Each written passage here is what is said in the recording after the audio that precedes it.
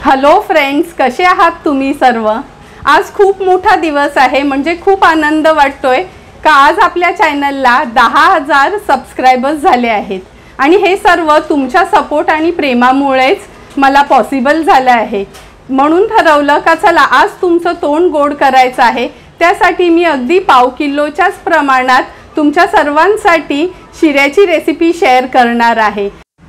पाव किलो प्रमाणाचा प्रसादाचा शिरा बनवण्यासाठी आपण पाव किलो रवा, पाव किलो तूप घेणार आहोत। नंतर पाव किलो साखर यूज करायची आहे, पाव लिटर पाणी, पाव लिटर दूध। नंतर ही 2 लहान वेलची केळी घेतलेत, बदामाचे काप, पिस्त्याचे काप, नंतर मनुके घेतलेत, काजू घेतलेत, चारोळी आणि वेलची पूड यूज करणार आहोत। सर्वात आधी गॅसवर आपण हे पातेलं गरम करत ठेवलेलं, ह्यात आपण पाव किलो तूप घेणार आहोत। तूप थोडं गरम झालंय, आता ह्यात आपण रवा घालणार आहोत। पण रवा घालताना गॅसची फ्लेम अगदी लो करून घ्यायची आहे आणि लो फ्लेमवरच आपल्याला रवा एक 10 मिनिटासाठी तरी व्यवस्थित तुपावर भाजून घ्यायचा आहे। फक्त लक्षात ठेवा का गॅसची फ्लेम अगदी लोच ठेवायची आहे।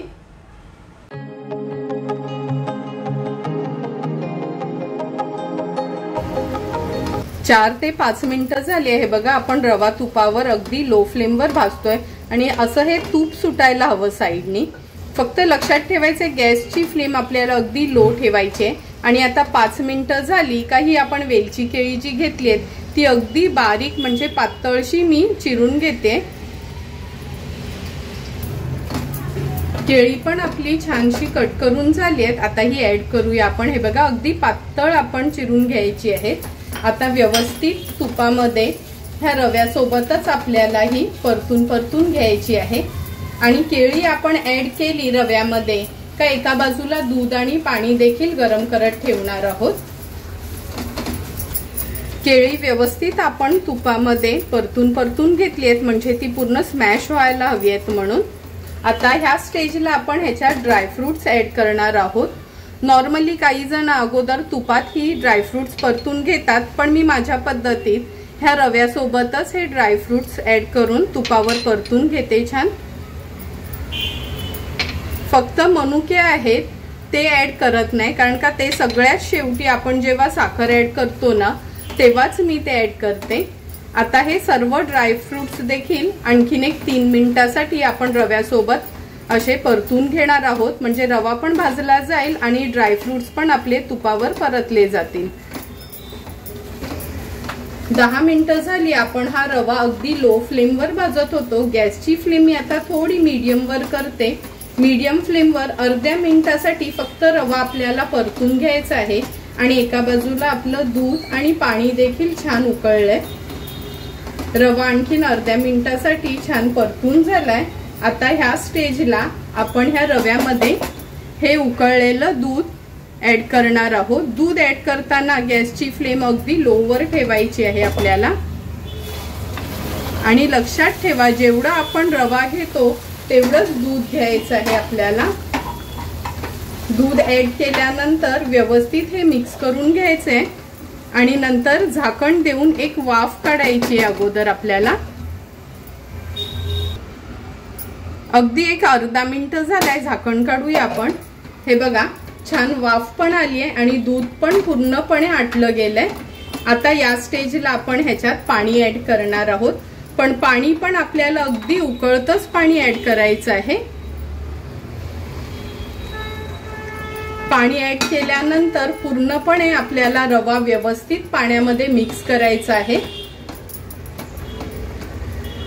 तुम्ही बघू शकता लो फ्लेमवर आपण रवा भाजल्यामुळे किती सुंदर कलर आलाय प्रसादाला, म्हणजे थोडाही काळपट किंवा लाल रंग त्याचा झाला नाही। आता व्यवस्थित हा शिऱ्याचा प्रसाद आपण मिक्स करून घेतलाय। आता ह्याच्यावर झाकण देऊन पूर्ण पाणी आटेपर्यंत आपण ठेवणार आहोत। एक 3 ते 4 मिनिटं तरी जातील ह्याला। 2 ते 3 मिनिटं झालेत, झाकण काढून बघूया। हे बघा छान वाफ पण आली आहे आपल्या प्रसादाला आणि पूर्ण पाणी आणि दूध इव्हॅपोरेट झालंय। आता हा प्रसाद व्यवस्थित पहिला आपल्याला परतून घ्यायचा आहे, म्हणजे खूप चिकट नाही किंवा खूप अगदी मोकळा मोकळा पण नाही, अगदी योग्य प्रमाणात त्याच्यात दूध आणि पाणी ऍड केलंय आपण। हे व्यवस्थित आपल्याला असं मिक्स करून घ्यायचंय। प्रसाद आता मी व्यवस्थित मिक्स करून घेतलाय। या स्टेजला आपण आता ह्यात साखर घालणार आहोत। साखर पण जेवढी रवा होता तेवढीच साखर घ्यायची आहे। साखर ऍड केल्यानंतर हे मनुके ऍड करते। नंतर ह्याच्यात आपण ही वेलची जायफळ पूड घेतलीये, चमचाभर घेतलीये। आणि पूर्ण हा प्रसाद बनवताना तुम्ही बघितलंच असेल मी गॅसची फ्लेम अगदी लोवरच ठेवलीये। मी 1.25 किलोच्या प्रमाणात देखील हा प्रसाद बनवून त्याचा व्हिडिओ अपलोड केलेला आहे। पण घरच्या घरी कधीतरी आपल्याला थोडासाच प्रसाद बनवायचा असतो किंवा शिरा बनवायचा असतो, म्हणून मुद्दाम मी हे 1/2 किलोचं मेजर दाखवलंय तुम्हाला। आता व्यवस्थित हे मी मिक्स करून घेते। रवा आणि साखर छान मिक्स करून घेतली। मिक्स करताना गॅसची फ्लेम मी 1 मिनिटासाठी मीडियम वर केलेली, म्हणजे हे व्यवस्थित आपल्याला मिक्स करता येईल। आता पूर्ण साखर आटेपर्यंत आपण हा प्रसाद झाकून ठेवणार आहोत, म्हणजे साखर रव्यामध्ये चांगली एकजीव होईल। आणि गॅसची फ्लेम अगदी लोवर ठेवायची आहे, नाहीतर तुम्ही तवा ठेवलात तरी पण चालू शकतो आणि मग त्याच्यावर पातेलं ठेवलं तर।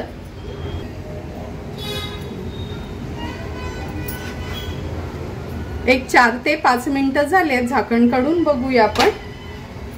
हे बघा, तुम्हाला बघूनच कळत असेल का प्रसाद अगदी आपला व्यवस्थित तयार झालाय आणि कुठेच खाली हे बघा पातेलाला पण लागला नाही। आता हा व्यवस्थित आपण मिक्स करून घेऊया आणि आपला हा सत्यनारायणाचा प्रसाद अगदी 1/2 किलोचाच व्यवस्थित रेडी झालाय। आता हा झाकून ठेवणार आहोत आपण असाच। थोडी वाफ कमी झाली काच आपण हा सर्विंग प्लेट मध्ये काढणार आहोत किंवा प्रसादासाठी नैवेद्य काढणार आहोत। झाकण देते आणि गॅसची फ्लेम मी स्विच ऑफ करते। प्रसादाच्या आपल्या ह्या शिऱ्याची वाफ देखील थोडी कमी झाली आहे। आता हा शिरा मी ह्या केळीच्या पानावर वाढून घेते। तुम्ही बघितलं असेल का अगदी लो फ्लेम वरच रवा भाजण्यापासून ते पूर्ण प्रसाद करेपर्यंत किती सुंदर असा सेम ब्राह्मणांसारखाच आपला हा प्रसाद तयार झालाय। तुम्हाला पण जर मी बनवलेल्या ह्या 1/2 किलोच्या प्रमाणात शिऱ्याच्या प्रसादाची रेसिपी आवडली असेल तर तुम्ही पण नक्की माझ्या पद्धतीने हा प्रसाद एकदा तरी घरी ट्राय करा आणि मला कमेंट करून सांगा की तुम्ही बनवलेला हा शिऱ्याचा प्रसाद कसा झालाय ते। जर तुम्हाला मी बनवलेल्या ह्या शिऱ्याच्या प्रसादाचा व्हिडिओ आवडला असेल तर नक्की माझ्या चॅनलला तुम्ही लाईक, शेअर अँड सबस्क्राईब करा। Thank you for watching my video.